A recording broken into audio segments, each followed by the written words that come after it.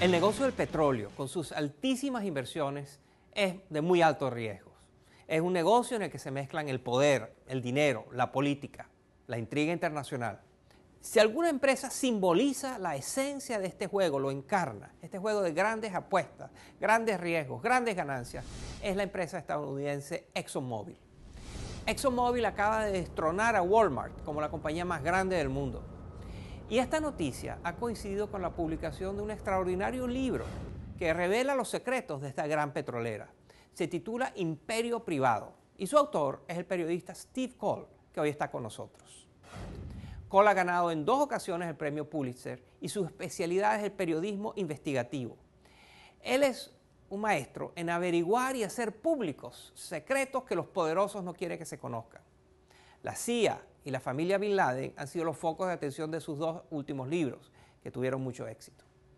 En este último, Imperio Privado, acaba de publicarlo, Coll indaga cómo Exxon se convirtió en el gigante que es hoy, cómo domina este negocio y los métodos que ha utilizado para moldear a su favor las leyes de Estados Unidos, pero al mismo tiempo también cómo hace para lidiar con dictadores o con activistas sociales y en general cómo enfrenta a aquellos que sienten que amenaza sus intereses. Esta es mi conversación con Steve Coll. Usted le dedicó 4 años de su vida a investigar a esta compañía, ExxonMobil. ¿Por qué esta compañía, habiendo tantas compañías de alta tecnología, innovadoras, etcétera, por qué escogió esta compañía petrolera? ExxonMobil es la compañía más grande de Estados Unidos. Tiene un alcance global. Desde la Segunda Guerra Mundial ha estado en los primeros puestos de la lista de las 500 empresas más grandes de la revista Fortune y podría mantenerse ahí en los próximos 50 años. Quería escribir sobre el petróleo en una era de globalización, en una era de límites, en una era de lucha. Pensé que era necesario revisar cómo entendemos el papel que tienen estas enormes compañías petroleras en el mundo, porque el mundo ha cambiado en los últimos 20 años, al igual que lo ha hecho la economía global del petróleo. Una de las tensiones fundamentales que usted expone en su libro es la contradicción entre el largo plazo que necesitan estas empresas para lograr que sus inversiones rindan frutos, 30, 40 años, y el hecho que durante esos 30, 40 años todo cambia, cambian gobiernos, reglas, formas de operar, etcétera, tecnología, y que entonces una de las luchas que define a esta compañía es su intento de controlar la volatilidad del ambiente, que el ambiente no le cambie tanto. Explíquenos cómo hace eso. Ellos necesitan una política exterior propia, que sea a largo plazo y que funcione bajo cualquier circunstancia. Esa política exterior está basada en sus propios intereses. A ellos les gustaría tener un mundo estable que fuera respetuoso con los derechos de propiedad de las compañías occidentales y con las perforaciones de gas y petróleo. Ese es su objetivo básico. Para poder alcanzarlo, tienen que lidiar con un mundo lleno de riesgos. En la década de los 50 y de los 60, una compañía como Exxon no se preocupaba por la cantidad de gas o petróleo que tenía, porque era dueña de grandes pozos en Oriente Medio. Pero una vez fueron expulsados de ahí a raíz del creciente nacionalismo en esas sociedades, se vieron forzados a entrar en lugares inestables y de gran riesgo político. Empezaron a trabajar en lugares difíciles en términos geológicos y ambientales, porque ahora perforan en aguas cada vez más profundas y hostiles y en climas más adversos para poder competir con las compañías estatales. Y hablando de cómo se gobiernan estas instituciones, el protagonista central de su libro es el señor Lee Raymond, que fue el jefe de esta compañía entre el 1995 y el 2005. Háblenos del señor Raymond. Lee Raymond era un gran personaje.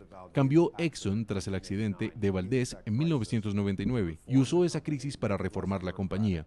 La hizo menos burocrática, llevó a cabo la fusión con Mobil y construyó una campaña enfocada solo en el petróleo y el gas. Se deshizo de todas las otras distracciones y negocios. Les dijo a sus empleados que deberían escribir en las paredes de sus oficinas la frase petróleo crudo, para que todos supieran qué era lo que estaban haciendo. Fue muy exitoso a la hora de disciplinar la compañía, mejorar las medidas de seguridad para los trabajadores y mejorar los resultados financieros. Pero tenía una ideología específica. Rechazaba la ciencia del cambio climático, era muy cercano al Partido Republicano y amigo personal del vicepresidente Dick Cheney, y estaba convencido de que debía seguir sus propias ideas políticas y no tratar de mantener un equilibrio o acomodarse en la oposición.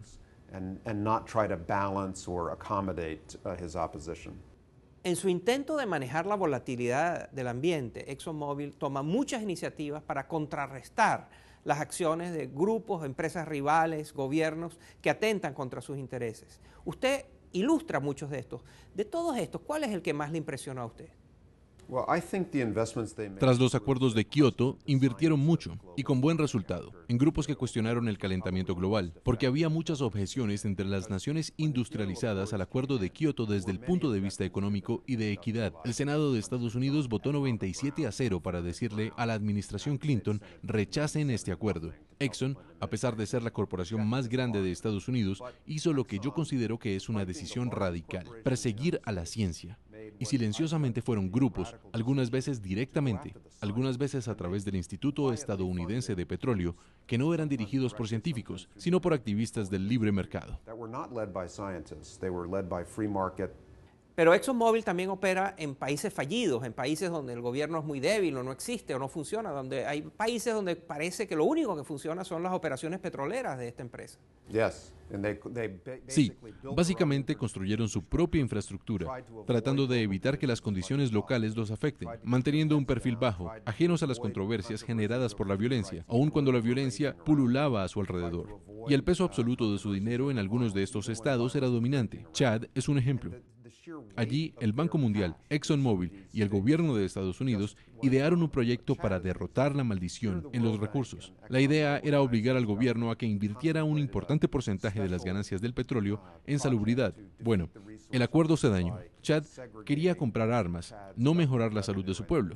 En esa época, el gobierno de Estados Unidos le daba al gobierno de Chad un máximo de 10 millones en ayuda. Sin embargo, ExxonMobil pagaba casi $500 millones en impuestos. Entonces, si usted es el líder de ese país, ¿qué es más importante? ¿El gobierno de Estados Unidos? No. En un país así de débil, el representante de ExxonMobil es la expresión del poder estadounidense. De hecho, no es solo Chad, usted también ilustra las relaciones de Exxon con gobiernos muy complicados en Indonesia, en Rusia, el caso de Venezuela, por ejemplo.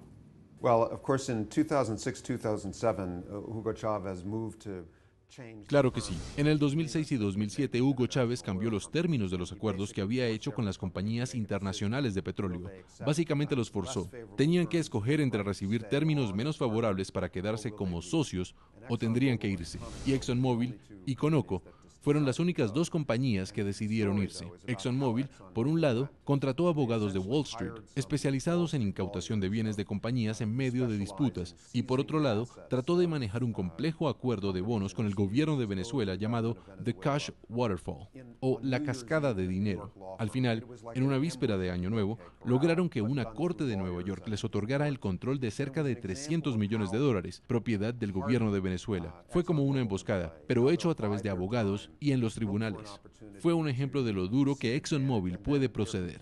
En definitiva, esto era parte de su estrategia para tratar de ganar el mayor valor posible de su salida de Venezuela. Y fue un ejemplo muy impactante de su capacidad para jugar con rudeza.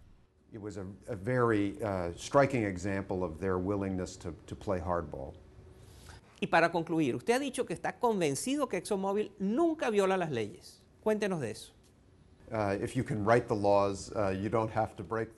Como usted escribió, si usted puede redactar leyes, no tiene que violentarlas. Y yo creo que esa es su estrategia en el sentido de que ellos tienen el dinero, el talento y el tiempo para darse cuenta de cómo lograr sus objetivos sin romper la ley. Si uno tiene la disciplina y no quiere lograr sus objetivos a través de atajos de corto plazo, usted puede encontrar el camino o mover el camino en su favor.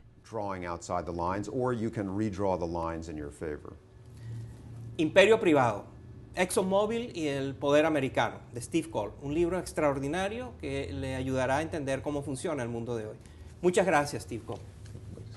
Si quiere ver más de esta entrevista o la reseña que escribí de este libro, visite nuestra página web, efectonaim.com.